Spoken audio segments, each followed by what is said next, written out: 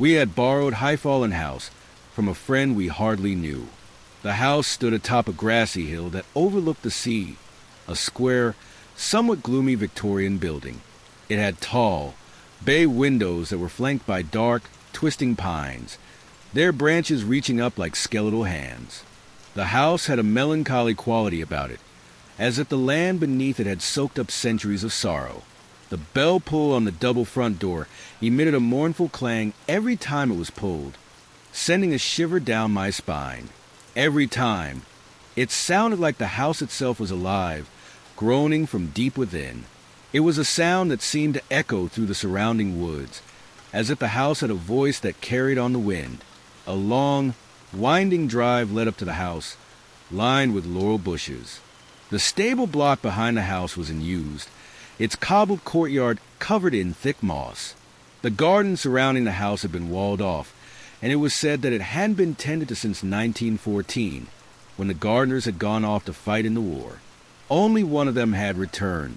The high brick wall that enclosed the garden was starting to crumble, and a faded "Do Not Enter" sign was barely visible on the old, paint-peeling door. I had arrived at High Fallen House before my friends.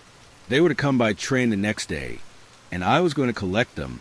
I had driven all the way from Bristol, bringing with me Christmas provisions, including a tree, which I carefully carried into the house, along with food for dinner. The house was completely isolated. The housekeeper had made sure there was plenty of firewood to last the night, and the silence was strangely soothing. After getting a fire going in the living room, I unpacked the rest of my bags and settled into the large, creaking armchair by the fire. The house, though charming, gave off an unsettling vibe. I didn't let it bother me, figuring it was just the isolation getting to me. The wind outside howled as the snow began to fall, thickening by the minute. I was determined not to let my imagination get the best of me. I cooked a hearty shepherd's pie and poured myself a glass of red wine. The radio, though crackling with static, played a few Christmas carols, and the sound of the fire crackling in the hearth added to the comfort of the room. Upstairs, the house had a wide landing with 3 bedrooms, each with large, faded windows that framed a view of the surrounding wilderness. I chose the room at the front of the house, carefully avoiding the attic stairs at the far end of the hallway. As I made my way upstairs, the bell pull rang again. I was sure I was the only one in the house. I went downstairs to check, but there was no one there. I looked up at the dark sky, now filled with swirling snowflakes, and the tall trees surrounding the house. The silence was profound, broken only by the howling wind. I figured the wind or some other natural force must have caused the bell to ring, and I tried to shrug off the feeling of unease that crept up my spine. I returned to the warmth of the living room, having almost convinced myself that the eerie sound was nothing more than an old house creaking. I settled back into the armchair and took another sip of wine, feeling the tension in my body slowly ease away. But despite the warmth of the fire and the comforting glow of the room, there was something unsettling about the house, a nagging feeling that wouldn't go away. The night dragged on, and soon I found myself feeling drowsy. I had been awake for a long time, and the fatigue caught up with me. I decided to go to bed, pulling the thick covers up to my chin and closing my eyes. But the stillness of the house was broken once again. I woke with a start, disoriented. It was pitch dark in the room, and the air felt thick and heavy. My heart raced as I heard the strange sound, a rhythmic, slow rolling, almost like a marble being pushed from one side of the room to another. I sat up, my breath shallow and quick, but I told myself it was nothing. The wind was making noises again, or perhaps it was just the house settling. I was in an unfamiliar place, and my mind was playing tricks on me. But the sound continued, growing louder and more persistent, rolling in both directions, as if something invisible was pacing back and forth across the floor. The fear clawed at my chest. I didn't want to get up, but I had to. I had to know what was causing the noise. Slowly, I swung my legs over the side of the bed and stood, my feet sinking into the cold wood of the floor. I crept out into the hallway, where the silence was palpable. The house was still, The door at the top of the stairs creaked as I approached it, but when I opened it, the house was empty. The cold, musty attic was exactly as I had left it earlier. I was about to turn and leave when something caught my eye, a small nativity scene on a side table in the far corner of the room. The figures were carved from wood, faded with age, their expressions blank and emotionless. I stepped closer, my breath caught in my throat as I noticed something disturbing. The figure of Joseph, dressed in a First World War soldier's uniform, complete with a faded red poppy on his lapel, had a fresh, dark stain on his back, a stab wound, deep and jagged, as if someone had plunged a knife into him. But the figures had been untouched when I had first entered the room. How had they moved? And why did Joseph now look like a soldier from the Great War, a period the house had no connection to? The thought sent a shiver down my spine. I felt a deep sense of foreboding, as if I was intruding on something ancient, something that had never truly left the house.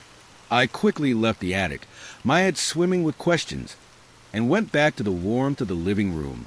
But I couldn't shake the unsettling feeling that had settled over me. The image of Joseph, with the stab wound, haunted me. I went downstairs to make myself some tea, but when I returned to the living room, I noticed something strange. The bell pull at the door had been pulled again, but this time the ringing was louder, more insistent. I walked over to the door and opened it, but there was no one outside. The wind howled through the trees, and the snow was coming down harder now, thick and fast. I glanced at the trees, their dark branches swaying in the wind. The air was heavy, almost suffocating, and I felt as though something was watching me. I slammed the door shut, my heart racing. The feeling of dread continued to grow, creeping into every corner of the house. I couldn't explain why, but something was very wrong. The house had a life of its own, and it wasn't a friendly one. The next day, I ventured into the town to gather supplies, hoping that a change of scenery would clear my mind. The wind outside had whipped up, and the streets were deserted, save for a few scattered townsfolk hurrying to get inside before the snowstorm worsened. The local shopkeeper greeted me with a smile, but his eyes betrayed something unsettling, something I couldn't quite place. As I left, he called after me, "You should leave while you still can. High Fallen House doesn't let go of its guests easily." His words lingered in my mind as I made my way back to the house. When I arrived, the storm had grown fiercer, and the house seemed even more isolated than before. The snow had piled up against the windows, and the wind howled through the cracks in the walls. It felt like the house itself was alive, breathing, watching. I couldn't shake the feeling that something was waiting for me, something that would not let me leave. I returned to the house and found the kitchen door ajar. I hadn't left it open, but there it was, swaying gently in the wind. I stepped inside, only to find the nativity scene still on the table. But now Joseph was holding the baby Jesus. How had they moved? The air in the room grew colder, and I felt a heavy pressure on my chest. I grabbed the figures, intending to remove them from the house. But when I picked them up, I found that Joseph's stab wound was gone. Instead, a fresh bloodstain appeared on his coat, dark and wet, as if it had been placed there only moments ago. I stared in disbelief, my hands trembling. The figures had changed again, and I could not understand why. Suddenly, I heard a knock on the door. I froze, but when I opened it, there was no one there. Only the blizzard, which now seemed to swirl around me like a malevolent force. I went upstairs, hoping to escape the madness, but when I passed the landing, I saw something that made my blood run cold. Two shadowy figures were standing at the top of the stairs.